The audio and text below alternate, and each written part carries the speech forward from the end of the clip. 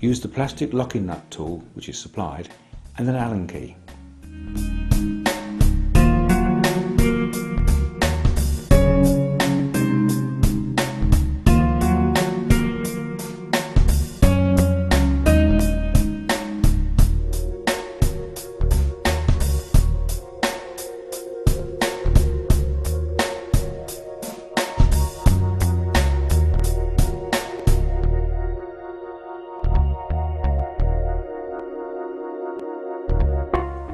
When the desired torque setting is achieved, retighten the locking nut and insert a coloured end cap to prevent any further adjustment.